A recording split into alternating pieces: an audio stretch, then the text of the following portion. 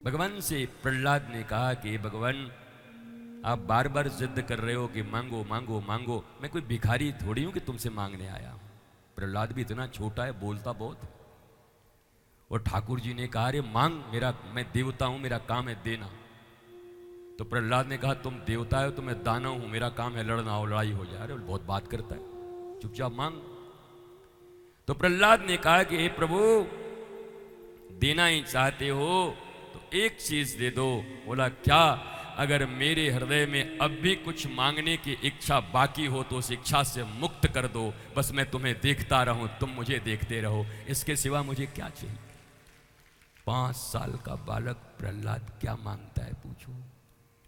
क्योंकि तुम भगवान हो, बार बार कह रहे हो मांगो मांगो मांगो, इसका मतलब मेरे दिल में कुछ मांगने की बात होगी तभी तो कह रहे हो। तुम तो अंतर्यामी हो।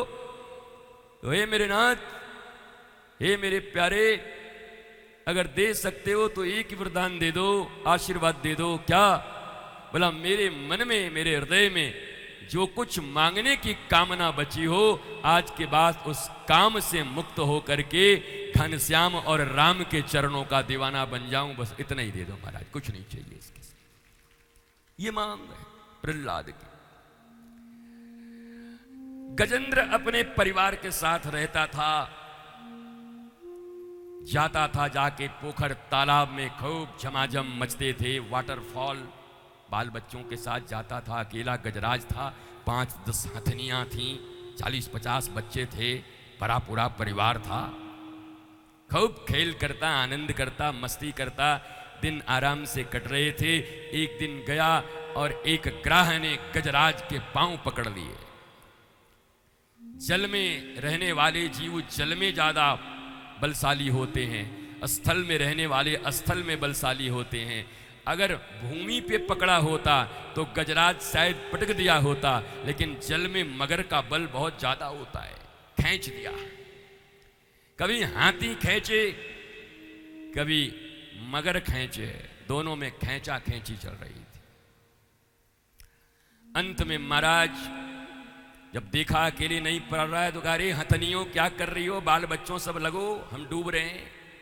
तो सबने बल लगाया, लेकिन उसके बाद भी जब खिंचाई जाने लगा तो हथनियों ने कहा हमको दुख तो बहुत है, पर बच्चों को पालने के लिए हमको तो जिंदा रहना पड़ेगा, आपका क्रियाक्रम कर देंगे, आप चले जाइए। श्रीमद् भागवत की कथा इसलिए जरूरी है, जब सुनोगे तो तुम्हारा प्राचीन गौरव बोध जगेगा तुम्हारे भीतर में।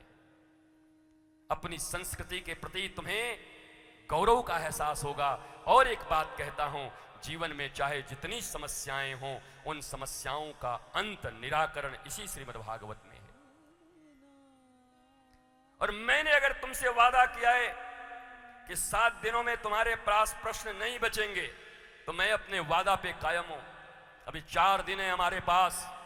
इन 4 दिनों में तुम्हारे मन में उठ रहे एक एक प्रश्न, चाहे वो घर से संबंधित हो, बेटे से हो, कमाई से हो, पढ़ाई से हो, दवाई से हो, रोग से हो, योग से हो, भोग से हो, ऋण से हो, धोखा से हो, जिस चीज से हो, जिस कारण से तुम परेशान हो, इन 4 दिनों में एक एक प्रश्न का अलग अलग से उत्तर बिना तुम्हारे पूछे ही तुमको दूंगा। इस बात पर तुम श्रद्धा और विश्वास रखो और तुम खुद कहोगे कि मुझे मेरा उत्तर मिल गया, आपने मुझे मेरा उत्तर दे दिया। पर तुम्हारी भी सावधानी पक्की चाहिए। हम तो बोले 3-3.5 घंटे, तुम सुनो 1.5 घंटे और 2.5 घंटे गायब रह करके, और दूसरे दिन आकर के महाराज जी भगवान के प्रति विश्वास कैसे बढ़ सकता है। तो माइक छीन लूंगा 1 मिनट में। जब यहां 3.5 घंटे तक बैठ करके हम अपने कंठ से तुम्हें बता रहे थे, तब तुम्हारे पास समय नहीं था। अब तुम आए हो उधर से साहब की तरह और 2 मिनट में आके कह रहे हो हमको हमारे प्रश्न का उत्तर दो। क्या तुमने मुझे ट्यूशन टीचर के रूप में अपॉइंट किया है क्या? 5वीं और 6ठी क्लास में पढ़ने वाले बच्चों के लिए ट्यूशन टीचर अपॉइंट करते हो तो माल और रोकड़ा ले जाता है तुमसे। वेद वेदांत सिद्धांत भगवान के संपूर्ण ज्ञान को देने वाले वो महापुरुष तुम्हारे बीच में सुदूर प्रांतों से आकर के जब बैठते हैं तो तुम उतने समय तक नहीं बैठते, आधे घंटे उधर उधर करते रहते हो और बाद में आके प्रश्न पूछते हो, ये कैसे, ये कैसे, ये कैसे। जवाबदेही हमारी है, जिम्मेवारी है तुम्हें जवाब देने की। जवाबदेही इनके प्रति है जो प्रतिदिन 7 दिन आकर बैठ रहे हैं, प्रारंभ से बैठ रहे हैं। इनके जिंदगी में जितने सवाल होंगे उतना जवाब इनको रितेश्वर देगा, इनके पास रहकर देगा, इनके जीवन के एक एक समस्याओं का निराकरण करेगा।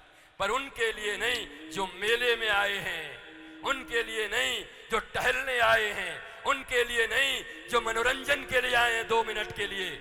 आई have no time for you. तुम्हारे जैसे लोगों के लिए मेरे पास भी टाइम नहीं है, न किसी महात्मा। तुम्हारे जैसे महात्मा भी बैठे हुए हैं जगह जगह।